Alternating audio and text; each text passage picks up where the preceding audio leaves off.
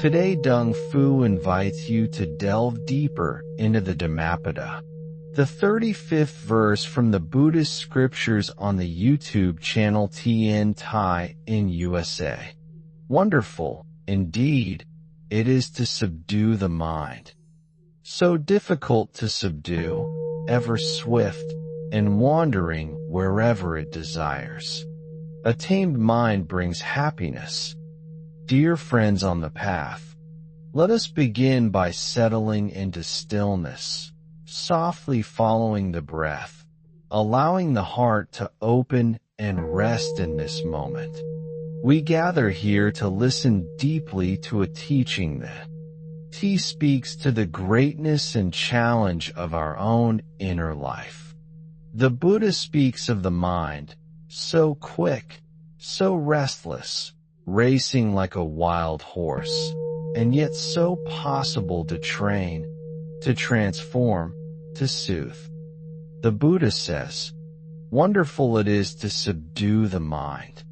It is wonderful because when the mind is free from its cravings and distractions, it becomes a source of clarity, peace, kindness, and insight.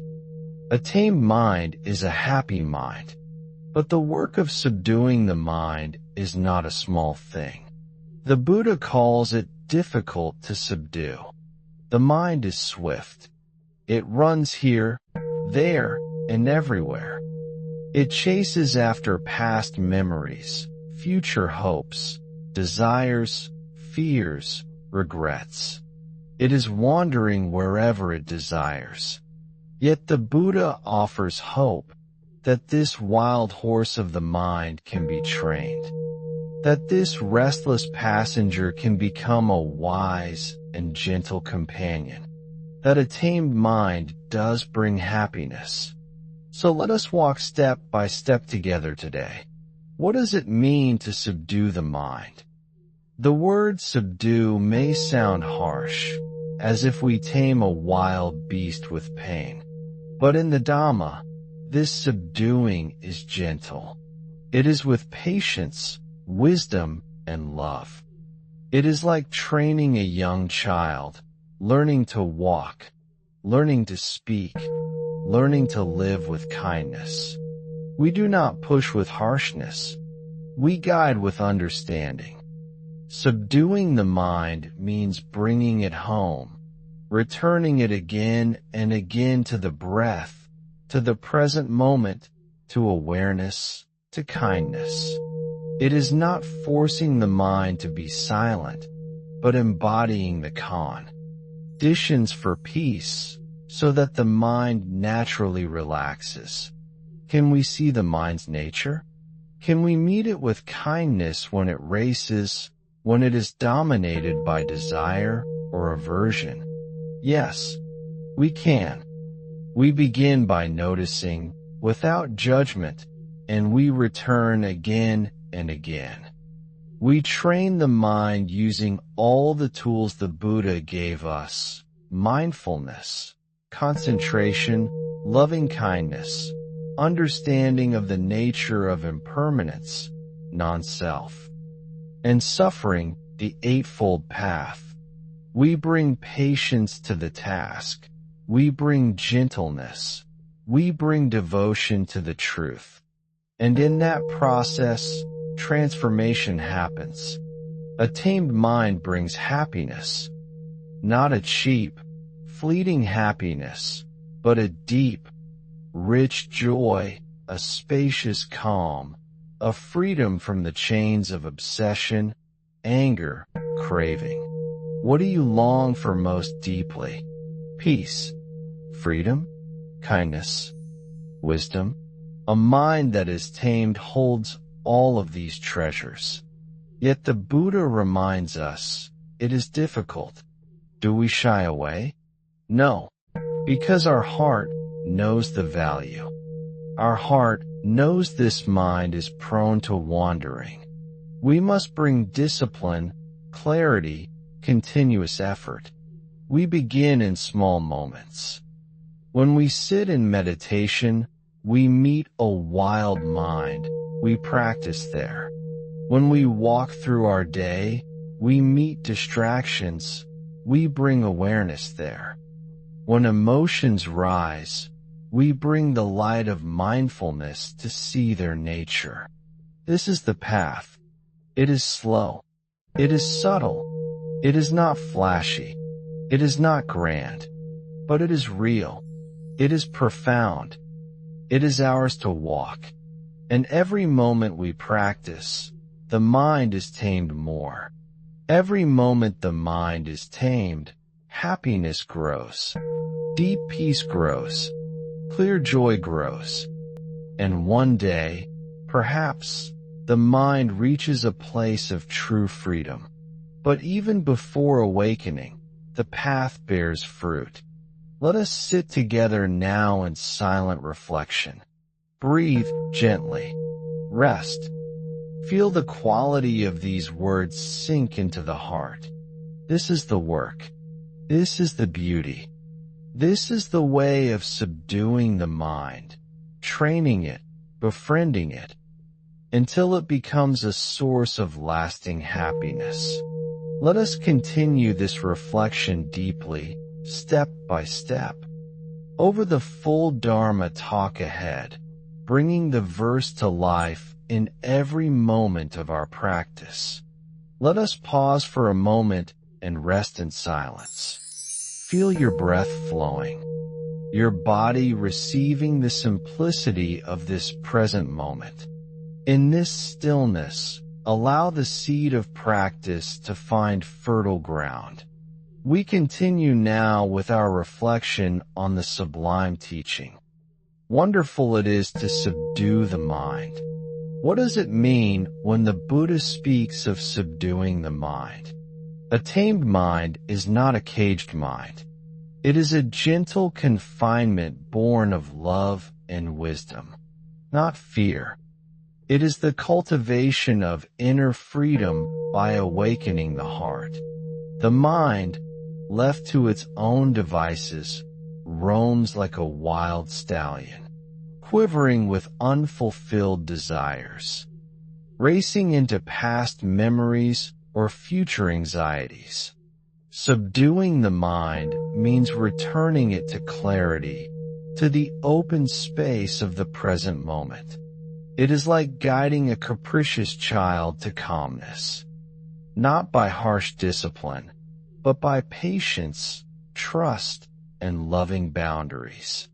The Dhamma urges us to treat the mind with reverence. Instead of suppressing it, we learn to know it, to witness its patterns, to lovingly train it so that it ceases to cause suffering, to itself and to others. So difficult to subdue. The Buddha does not romanticize this task. He names its difficulty. We can see why. This mind is swift. It's like lightning. Bright, fast, unpredictable. In one moment we are at peace. The next, a memory rises and the mind is gone, off chasing a chain of thoughts. Attempting to hold on to calmness becomes like trying to pin water to a surface. And yet, this task is not futile. Simply naming the difficulty helps us approach with humility and care, ever swift, and wandering wherever it desires. The mind is sovereign over no territory. It roams like a bird in the sky. It is drawn to the pleasant, repelled by the unpleasant, confused by the neutral. These attractions and repulsions drive its wanderings. The Dhamma teaches that these wanderings arise from ignorance, from clinging, from mistaking passing phenomena for a self. Our task is to cultivate aware presence. We do this moment by moment, breath by breath, until the mind slowly finds rest. A tamed mind brings happiness. This happiness is not fleeting. It is not dependent on acquiring or avoiding anything. It is steady, like a lake after the rain has ceased. the more the mind is tamed. Through mindfulness, ethics, compassion, wisdom, the more this silence and joy grow. This is the fruit of practice, the nature of the untamed mind. Let us look honestly at our own minds.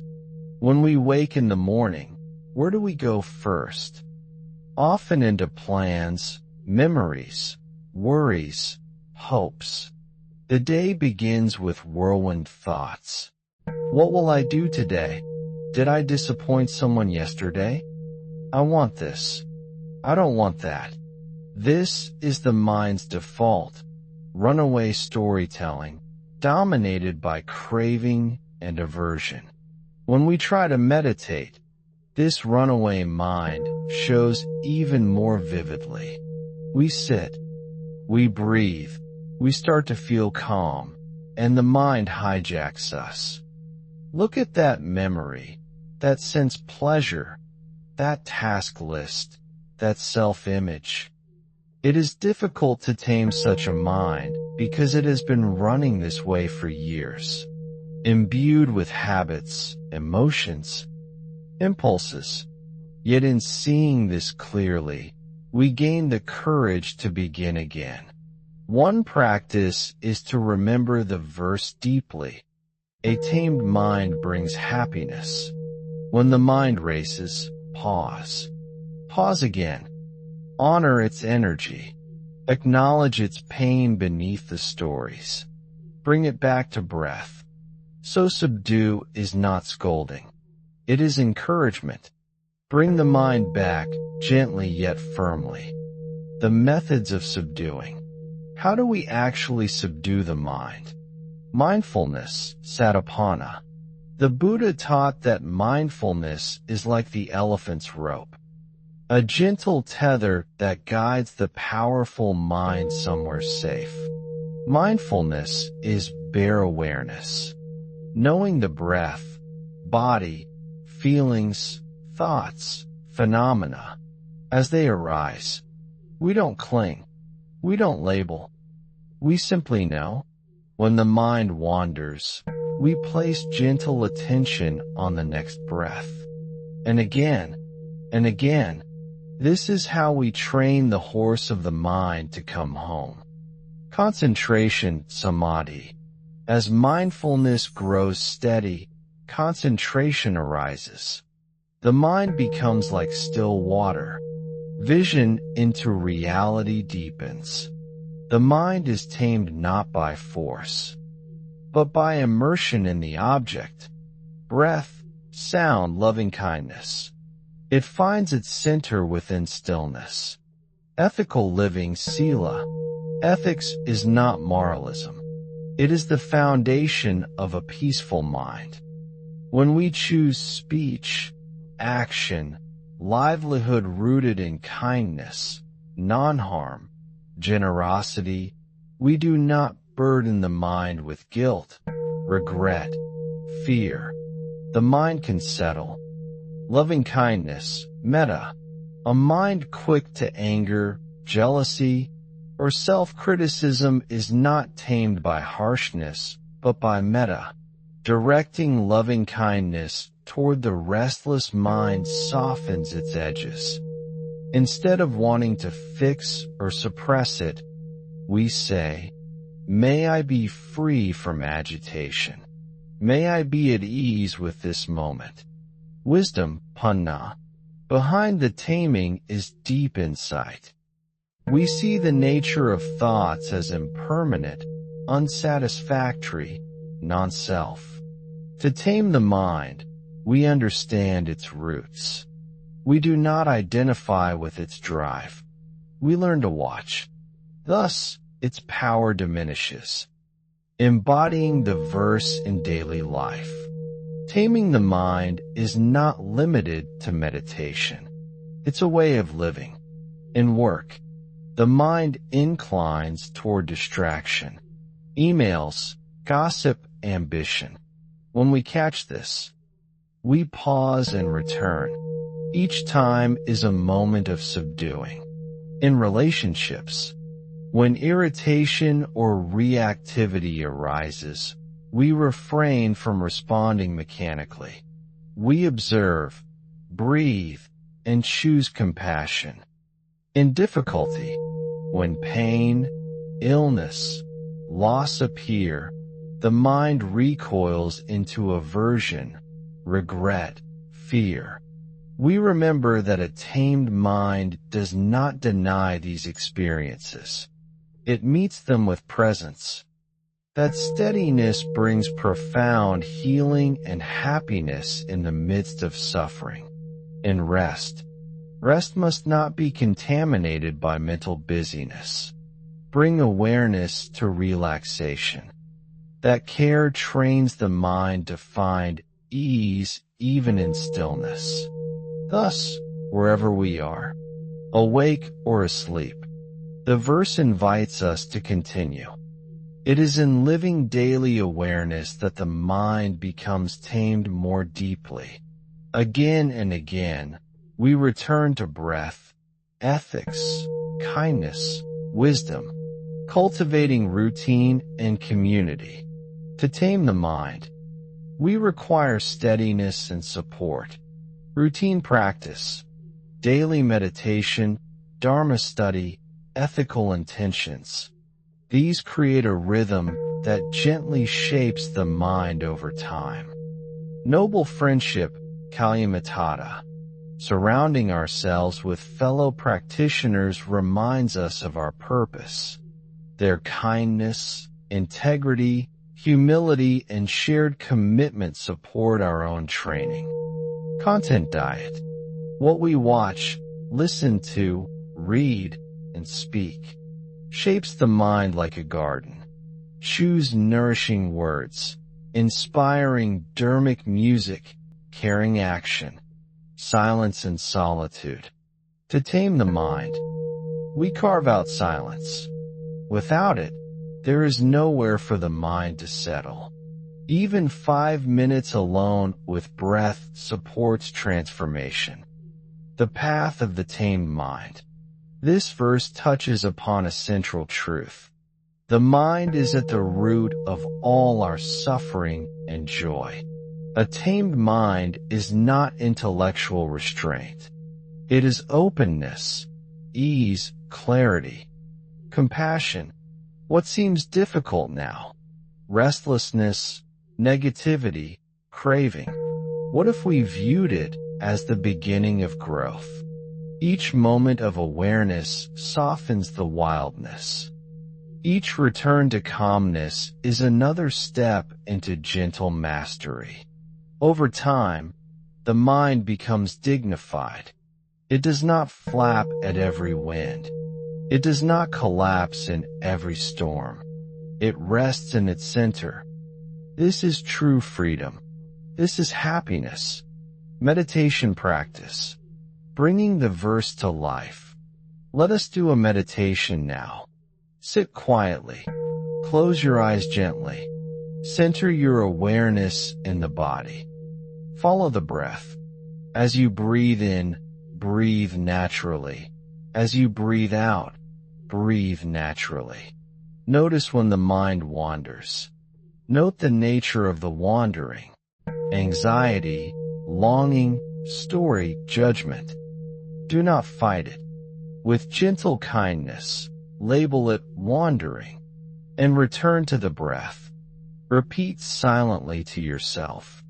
Subduing the mind. A tamed mind brings happiness. Returning to breath, returning to peace. Do this for several minutes. If emotions arise, rest your awareness there. Observe their rise and fall. The key is kind persistence. Each return is a victory. Each moment of steadiness is an expression of transformation. Conclusion. Dear friends, we have walked through the heart of Buddha's words. Subduing the mind is noble, though difficult because the mind wanders swiftly. Yet when tamed, it brings deep and lasting happiness. Let this verse echo in your heart each day. When you notice the mind racing, gently recite it. Let it become the anchor that gently calls the mind home. May you be patient with yourself, tender with your struggles. May each step toward peace grant you confidence in your own capacity for transformation. May your mind, once wild, come to rest in wisdom and compassion. May your life become a living expression of happiness born of inner freedom. Thank you for watching my video. DHAMMAPADA. I wish to bring this merit towards all disciples and sentient beings, all of whom will attain Buddhahood. Remember to like and subscribe to the channel to review the short sermons of the Buddha. Thank you for listening to the Dharma.